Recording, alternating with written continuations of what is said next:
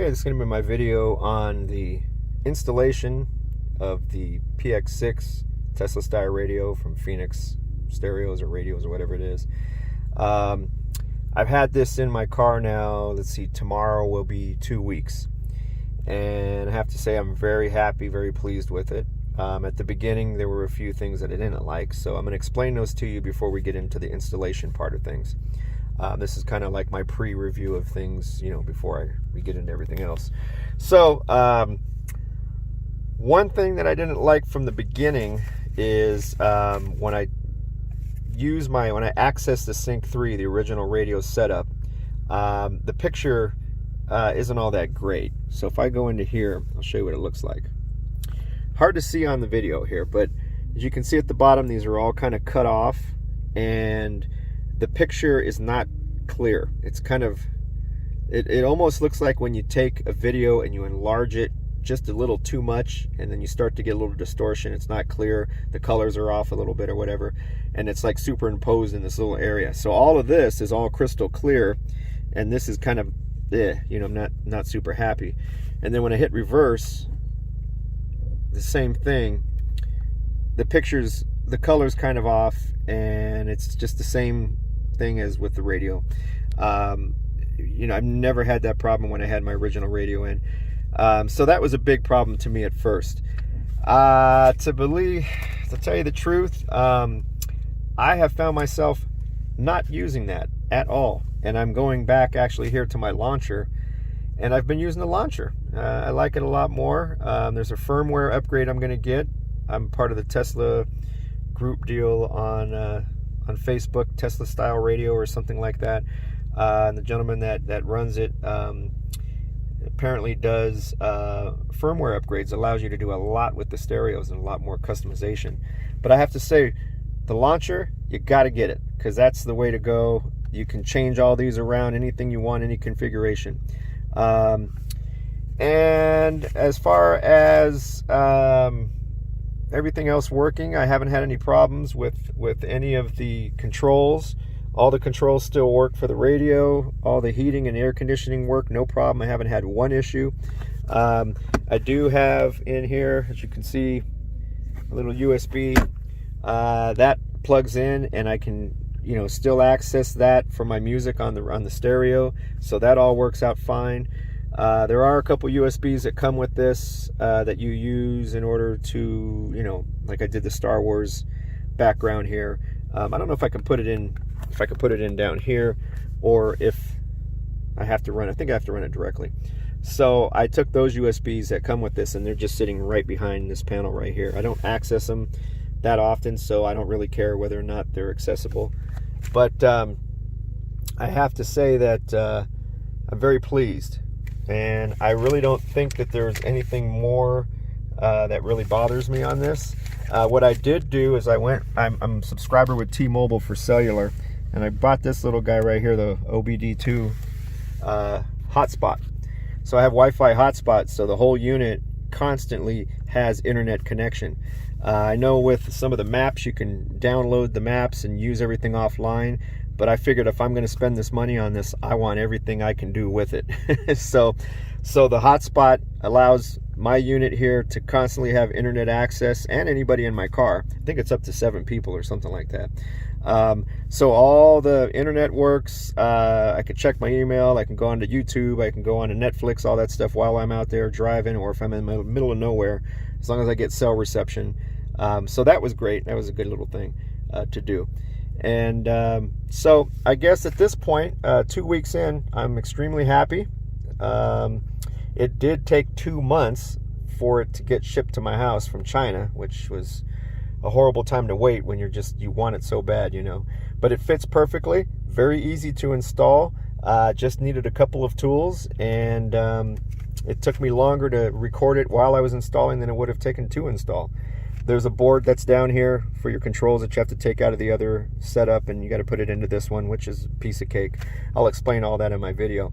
So without any further ado, I guess, let's get into the installation part of things.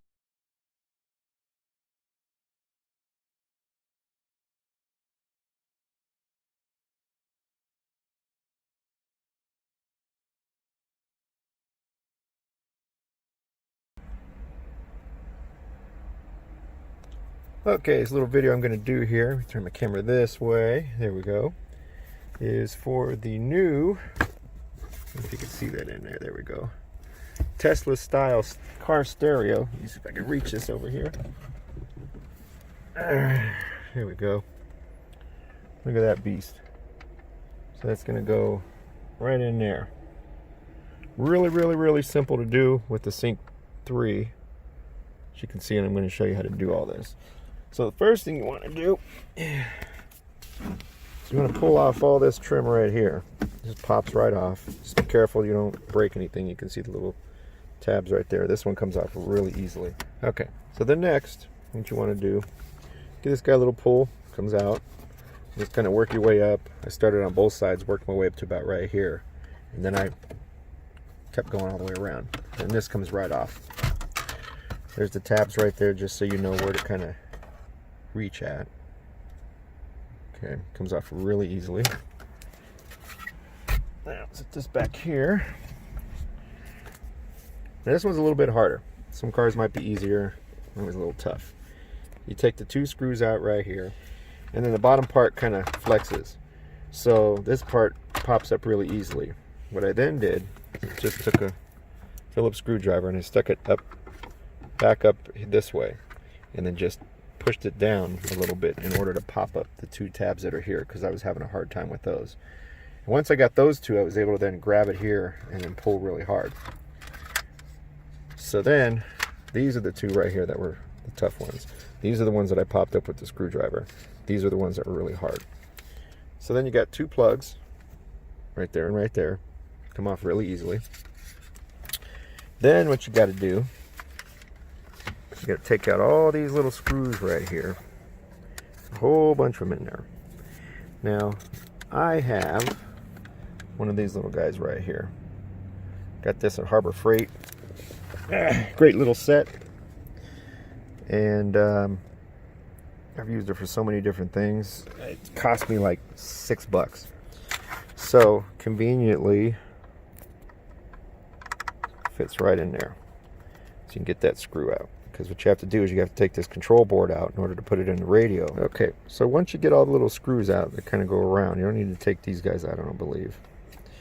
Then you just give this a little, I'm going to do this with one hand here. Just a little pull off. Oop. Don't tip it, all those will fall out.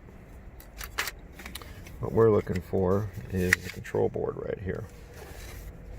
So that's going to go in our new stereo. Give me a second here. So here's the board, is in here. It's really sitting in there just like so. Well, actually it was this way. Just like this. And you have your little cover here that works with your buttons. You can just pull this right off. So what I'm going to do is I'm going to put this all back together here so that all those little buttons don't fall out, in case I ever want to put the radio back. Okay, so the next thing you want to do is you got to grab the stereo, whatever you want to call it. Two screws. Here, here. There's more, but you don't put them on until you're done. So you're going to take these little guys out right here. Again with my little handy, cheap Harbor Freight screwdriver, which actually works. Okay. And this guy comes off like that.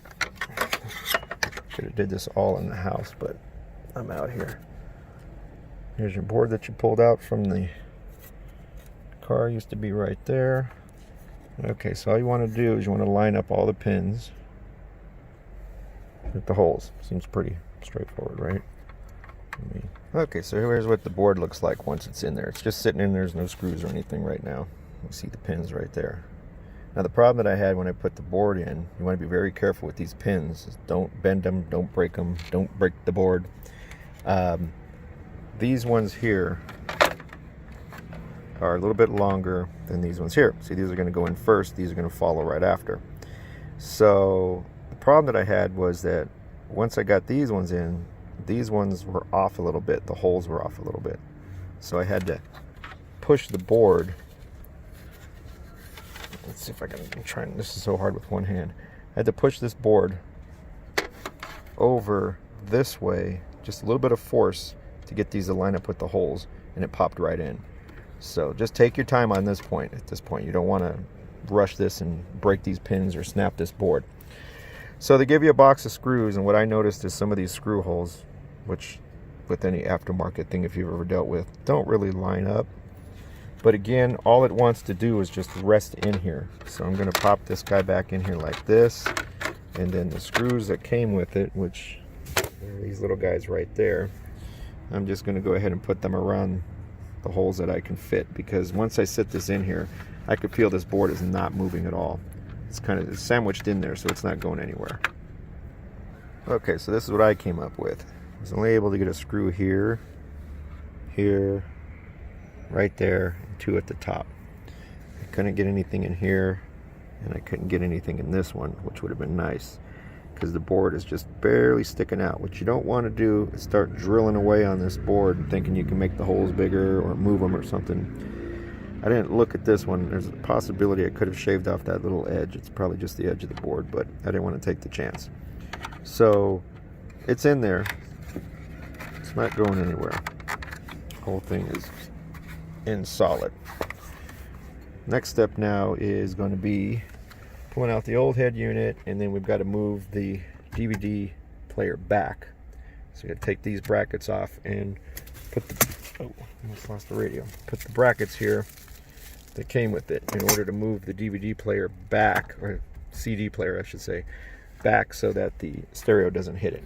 Okay, so to remove the screen, you have 2 here, 2 there.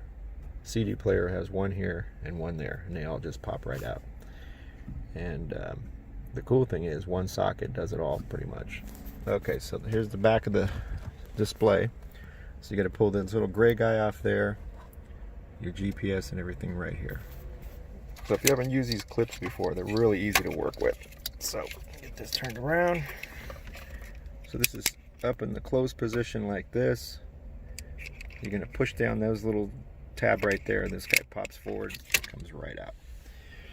If you've got factory GPS, well actually, yeah, in order to retain sync, you got to take off the API-M right here.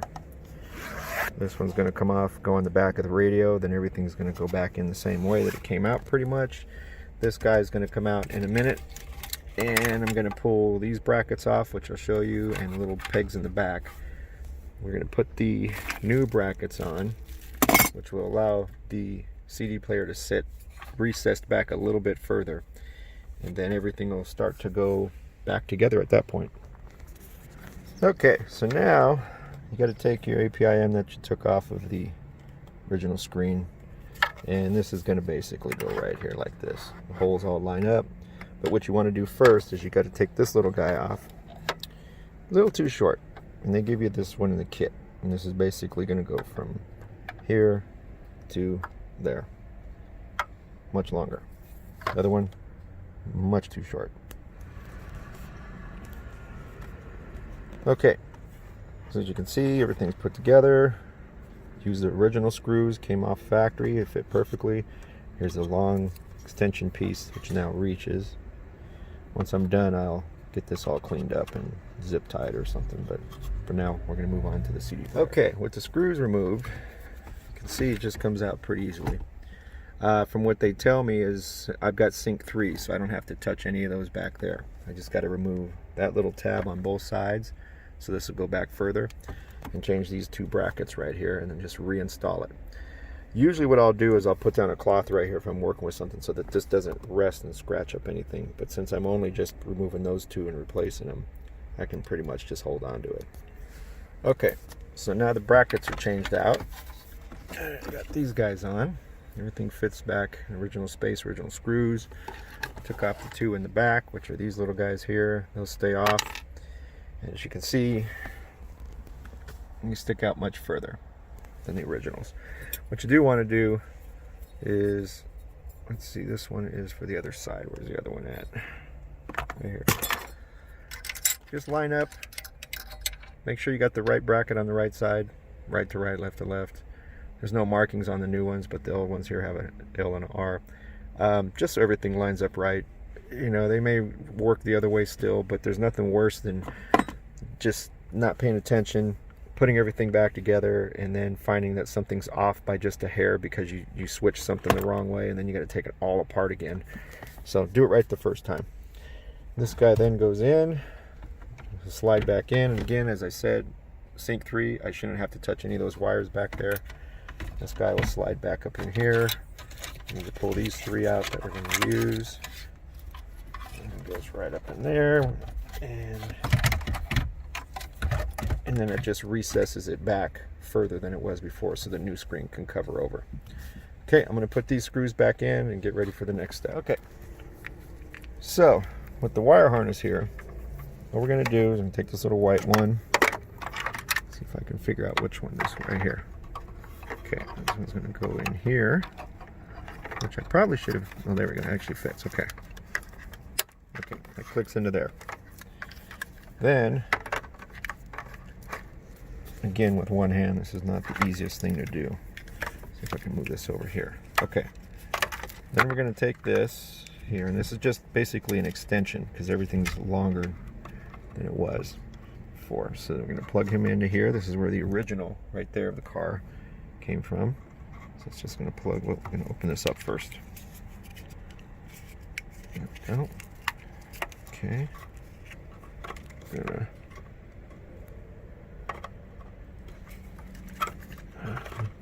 put that in there. Okay, that goes in like that. And just push it over. You see how it pulls it down?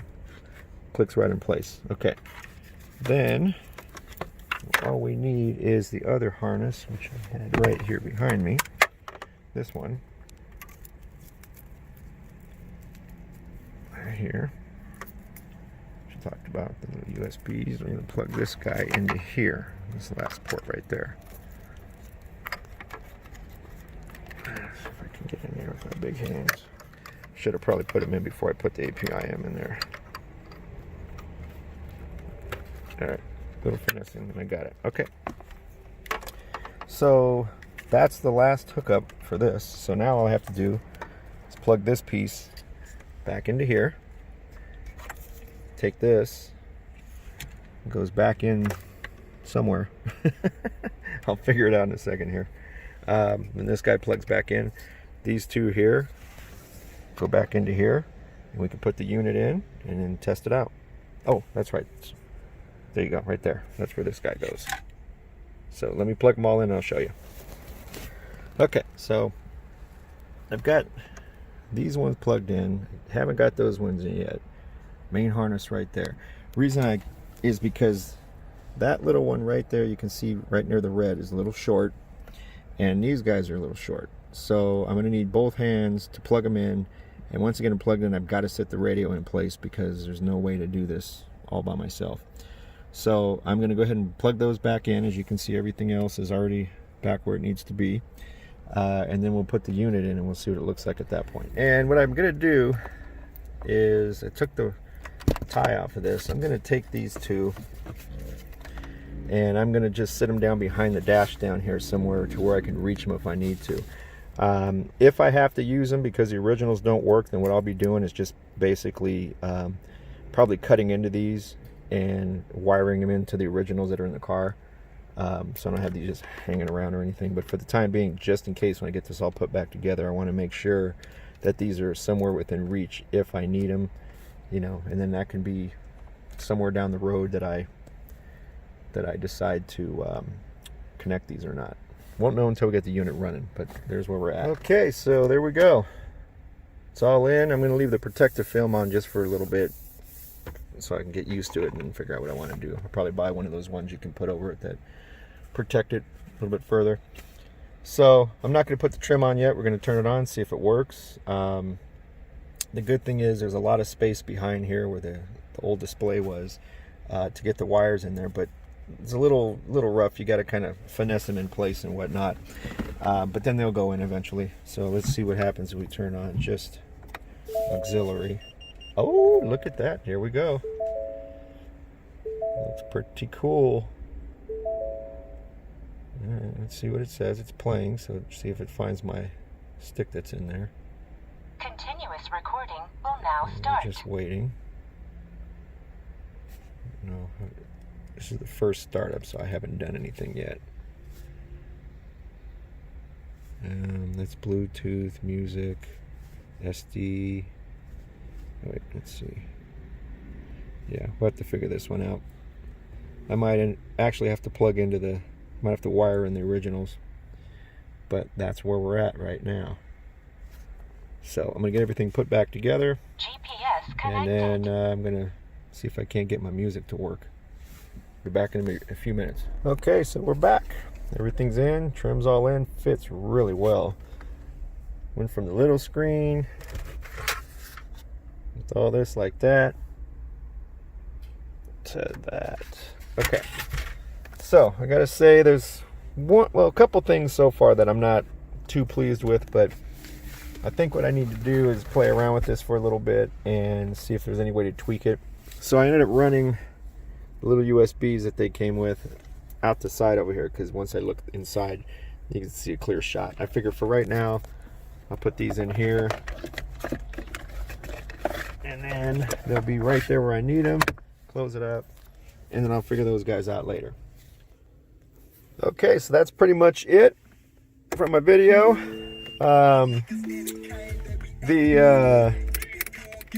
Like I said, I've been using this for a couple of weeks now. I'm very happy. I have the Car Guru launcher, which is this guy right here that I'm using. There's a few others that are out there that I've been playing around with, but it seems like this is the one so far I like the best. I'm going to look into the firmware upgrade to see what that'll give me. This one here, the Car Guru, is completely free, and all the features on here work, and you can change all these buttons to anything you want. You can delete these or add, which I have.